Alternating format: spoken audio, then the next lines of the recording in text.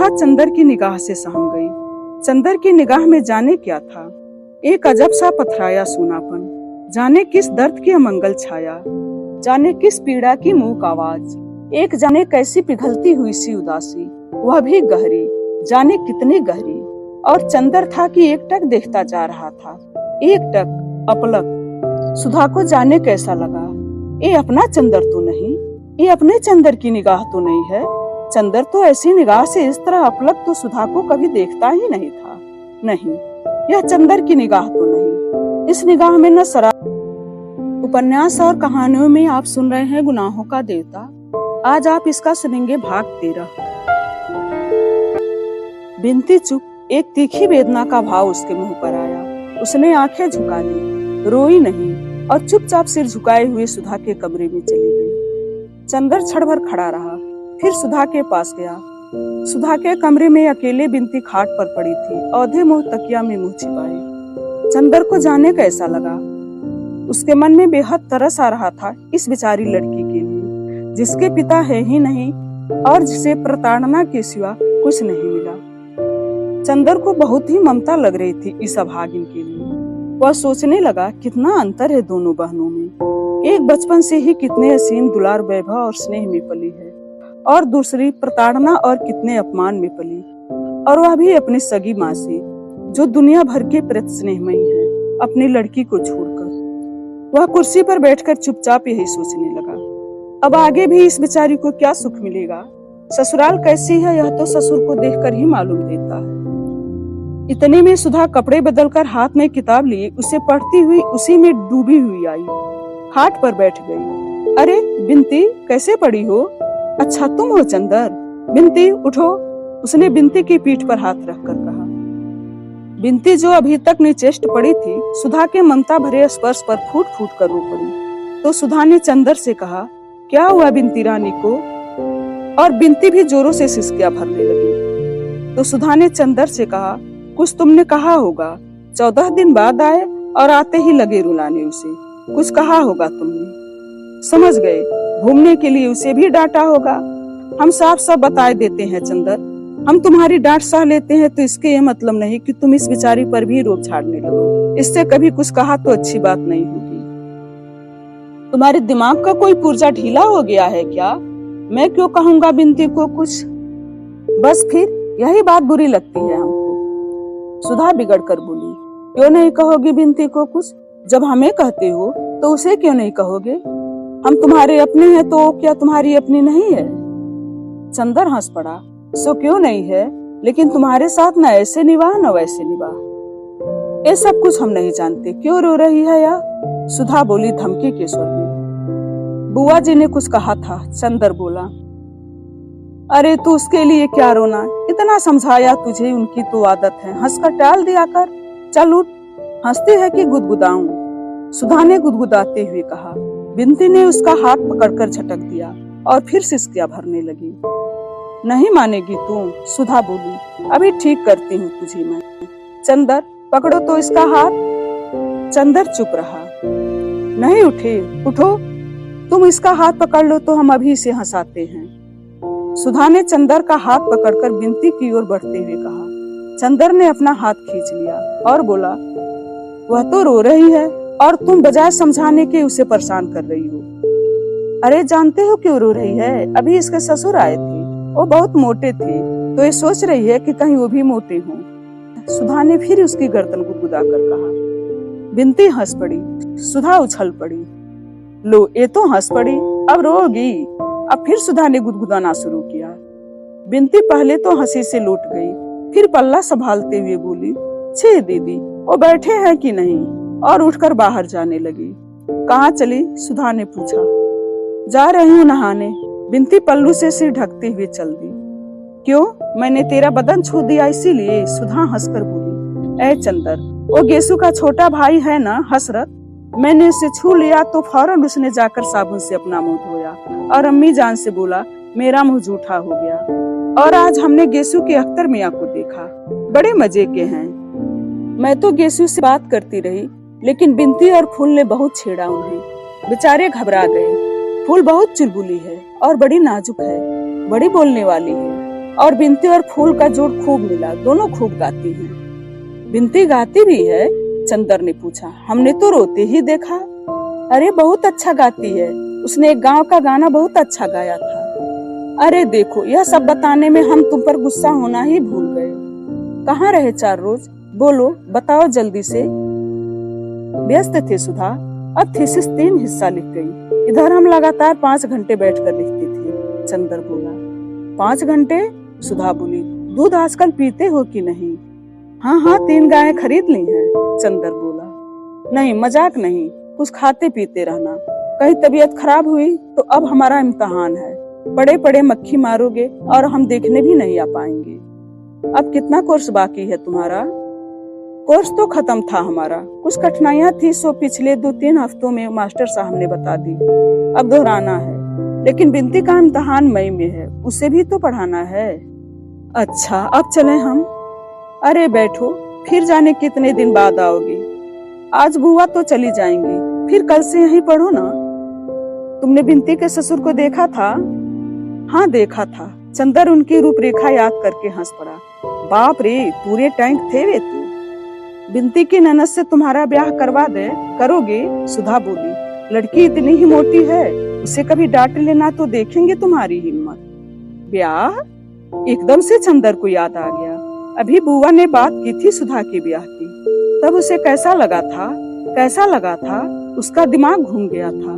लगा जैसे एक असहनीय दर्द था या क्या था, जो उसकी नस नस को तोड़ गया एकदम। क्या हुआ चंदर? अरे चुप क्यों हो गए? डर गए मोटी लड़की के नाम से? सुधा ने चंदर का कंधा पकड़कर झकझोरते हुए कहा। चंदर एक फीकी हंसी हंसकर रह गया और चुपचाप सुधा की ओर देखने लगा। सुधा चंदर की निगाह से सहम गई। चंदर की निगाह में जाने क्या था, एक अजब सा पथराया सूनापन, जाने किस दर्द की अमंगल छाया, जाने किस पीड़ा की मूक आवाज, एक जाने कैसी पिघलती हुई सी उदासी, वह भी गहरी, जाने कितनी गहरी। और चंदर था कि एकटक देखता जा रहा था, एकटक, अपलक। सुधा को जाने कैसा लगा, ये अपना चंदर तो नहीं, ये अपने चंदर की निगाह तो नहीं है। चंदर तो ऐसी निगाह से इस तरह अपलक तो सुधा को कभी देखता ही नहीं था। नहीं, यह चंदर की निगाह तो नहीं। इस निगाह में न शरारत है, न डांट, न दुलार है, न करुणा। इसमें कुछ ऐसा है जिससे सुधा बिल्कुल परिचित नहीं, जो आज चंदर में पहली बार दिखाई पड़ रहा है। सुधा को जैसे डर लगने लगा, जैसे वह कांप उठी। नहीं, यह कोई दूसरा चंदर है जो उसे इस तरह देख रहा है। यह कोई अपरिचित है, कोई अजनबी, किसी दूसरे देश का कोई व्यक्ति जो सुधा को। चंदर, चंदर, तुम्हें क्या हो गया? सुधा की आवाज डर के मारे कांप रही थी। उसका मुंह पीला पड़ गया था, उसकी सांस बैठने लगी थी। चंदर, और जब उसका कुछ बस न चला तो उसकी आंखों में आंसू छलक आए। हाथों पर एक गरम गरम बूंद आकर पड़ते ही चंदर चौंक गया। अरे सुधी, रो मत। नहीं पगली, हमारी तबीयत कुछ ठीक नहीं, एक गिलास पानी तो ले आओ। सुधा अब भी कांप रही थी। चंदर की आवाज में अभी भी वह मुलायमियत नहीं आ पाई थी। वह पानी लाने के लिए उठी। नहीं, तुम कहीं जाओ मत, तुम बैठो यहीं। उसने उसकी हथेली अपने माथे पर रखकर जोर से अपने हाथों से दबा ली और कहा, सुधा। क्यों चंदर? कुछ नहीं, चंदर ने आवाज दी, लेकिन लगता था यह आवाज चंदर की नहीं थी, न जाने कहां से आ रही थी। क्या सिर में दर्द है? बिनती, एक गिलास पानी लाओ जल्दी से। सुधा ने आवाज दी। चंदर पहले जैसा हो गया। अरे, अभी मुझे क्या हो गया था? तुम क्या बात कर रही थी सुधा? पता नहीं तुम्हें अभी क्या हो गया था, सुधा ने घबराई हुई गौरैया की तरह सहम कर कहा। चंदर स्वस्थ हो गया। कुछ नहीं सुधा, मैं ठीक हूँ, मैं तो यूं ही तुम्हें परेशान करने के लिए चुप था, उसने हंसकर कहा। हाँ चलो रहने दो, तुम्हारे सिर में दर्द है जरूर से, सुधा बोली। बिनती पानी लेकर आ गई। लो पानी पियो। नहीं, मुझे कुछ नहीं चाहिए, चंदर बोला। बिनती, जरा पेन बाम ले आओ, सुधा ने गिलास जबरदस्ती उसके मुंह में लगाते हुए कहा। बिनती पेन बाम ले आई। बिनती, तू जरा लगा दे इनके। अरे खड़ी क्यों है? कुर्सी के पीछे खड़ी होकर लगा दे माथे पर जरा हल्की उंगली से। बिनती आज्ञाकारी लड़की की तरह आगे बढ़ी, लेकिन फिर हिचक गई। किसी अजनबी लड़के के माथे पर कैसे पेन बाम लगा दे? चलती है या अभी काट के गाड़ देंगे? मुटकी कहीं की खा खा कर मुटानी है, जरा सा काम नहीं होता। बिंती ने हार कर पेन बाम लगाया। चंदर ने उसका हाथ हटा दिया तो सुधा ने बिंती के हाथ से पेन बाम लेकर कहा, आओ हम लगा दें। बिंती पेन बाम देकर चली गई तो चंदर बोला, अब बताओ क्या बात कर रही थी? हाँ, बिंती के ब्याह की। ये उनके ससुर तो बहुत ही भद्दे मालूम पड़ रहे हैं। क्या देखकर ब्याह कर रही हो तुम लोग? पता नहीं क्या देखकर ब्याह कर रही है बुआ। असल में बुआ पता नहीं क्यों बिंती से इतनी चिढ़ती हैं। वह तो चाहती हैं कि किसी तरह से बोझ टले सिर से, लेकिन चंदर, यह बिंती बहुत खुश है। यह तो चाहती है कि किसी तरह से जल्दी से ब्याह हो। सुधा मुस्कुराती हुई बोली, अच्छा, वह खुद ब्याह करना चाहती है? चंदर ने ताज्जुब से पूछा। और क्या, अपने ससुर की खूब सेवा कर रही थी सुबह। बल्कि पापा तो कह रहे थे अभी यह बीए कर ले तब ब्याह करो। हमसे पापा ने कहा इससे पूछने को। हमने पूछा तो कहने लगी कि बीए करके भी वही करना होगा, तो बेकार टालने से क्या फायदा। फिर पापा हमसे बोले कि कुछ वजहों से अगहन में ब्याह होगा, तो बड़े ताज्जुब से बोली, अगहन में? सुधी, तुम जानती हो अगहन में उसका ब्याह क्यों टल रहा है? पहले तुम्हारा ब्याह होगा। चंदर हंसकर बोला। वह पूर्णतया शांत था और उसके स्वर में कम से कम बाहर सिवा चुहल के और कुछ भी न था। मेरा ब्याह? मेरा ब्याह? आंखें फाड़कर मुंह फैलाकर हाथ नचाकर कौतूहल भरे आश्चर्य से सुधा ने कहा और फिर हंस पड़ी, खूब हंसी। कौन करेगा मेरा ब्याह? बुआ, पापा करने ही नहीं देंगे। हमारे बिना पापा का काम ही नहीं चलेगा। और बाबू साहब, तुम किस पर आकर रंग जमाओगे? मेरा ब्याह? सुधा ने मुंह बिचकाकर उपेक्षा से कहा। नहीं सुधा, मैं गंभीरता से कह रहा हूँ, 3-4 महीने के अंदर तुम्हारा ब्याह हो जाएगा। चंदर उसे विश्वास दिलाते हुए बोला। अरे जाओ, सुधा ने हंसते हुए कहा, ऐसे हम तुम्हारे बनाने में आ जाएं तो हो चुका। अच्छा जाने दो, तुम्हारे पास कोई पोस्ट कार्ड है? लाओ जरा इस कामरेड को एक चिट्ठी लिख दें। चंदर बात बदल कर बोला। पता नहीं क्यों इस विषय की बात चलने से उसे कैसा लगता था। कौन कामरेड? सुधा ने पूछा। तुम भी कम्युनिस्ट हो गए क्या? नहीं जी, वो बरेली का सोशलिस्ट लड़का कैलाश, जिसने झगड़े में हम लोगों की जान बचाई थी। हमने तुम्हें बताया नहीं था सब किस्सा उस झगड़े का, जब हम और पापा बाहर गए थे? हाँ हाँ, बताया था। उसे जरूर खत लिख दो। सुधा ने पोस्ट कार्ड देते हुए कहा। तुम्हें पता मालूम है, जब चंदर पोस्ट कार्ड लिख रहा था तो सुधा ने कहा, सुनो, उसे लिख देना कि पापा की सुधा पापा की जान बचाने के एवज में आपकी बहुत कृतज्ञ है और कभी अगर हो सके तो आप इलाहाबाद जरूर आएं। लिख दिया। हाँ, चंदर ने पोस्ट कार्ड जेब में रखते हुए कहा। चंदर, हम भी सोशलिस्ट पार्टी के मेंबर होंगे, सुधा ने मचलते हुए कहा। चलो, अब तुम्हें नई सनक सवार हुई। तुम क्या समझ रही हो सोशलिस्ट पार्टी को? राजनीतिक पार्टी है वह।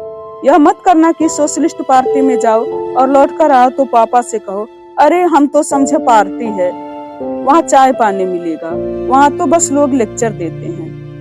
धत, हम कोई बेवकूफ हैं क्या? सुधा ने बिगड़ कर कहा। नहीं, सो तो तुम बुद्धिमान हो, लेकिन लड़कियों की राजनीतिक बुद्धि कुछ ऐसी ही होती है। चंदर बोला। अच्छा रहने दो, लड़कियां न रहे तो काम ही न चले, सुधा ने कहा। अच्छा सुधा, आज कुछ रुपए दोगी? हमारे पास पैसे खत्म हैं और सिनेमा देखना है जरा। चंदर ने बहुत दुलार से कहा। हाँ हाँ, जरूर देंगे तुम्हें, मतलबी कहीं के, सुधा बोली। अभी अभी तुम लड़कियों की बुराई कर रहे थे ना? तो तुम और लड़कियों में से थोड़े ही हो। तुम तो हमारी सुधा हो, सुधा महान। सुधा पिघल गई। अच्छा, कितना लोगे? अपने पॉकेट से 5 रुपए का नोट निकालकर बोली। इससे काम चल जाएगा? हाँ हाँ, आज जरा सोच रहे हैं पम्मी के यहाँ जाएं, तब सेकंड सो जाएं। पम्मी रानी के यहाँ जाओगे? समझ गए, तभी तुमने चाचा जी से ब्याह करने से इनकार कर दिया। लेकिन पम्मी तुमसे 3 साल बड़ी है, लोग क्या कहेंगे? सुधा ने छेड़ा। तो क्या हुआ जी, सब यूं ही चलता है। चंदर हंसकर टाल गया। तो फिर खाना यहीं खाए जाओ और कार लेते जाओ, सुधा ने कहा। मंगाओ, चंदर पलंग पर पैर फैलाते हुए कहा। खाना आ गया और जब तक चंदर खाता रहा, सुधा सामने बैठी रही और बिनते दौड़ दौड़ कर पूड़ी लाती रही। गुनाहों का देवता आ जाए तक अगले वीडियो में फिर उपस्थित होंगे। धन्यवाद।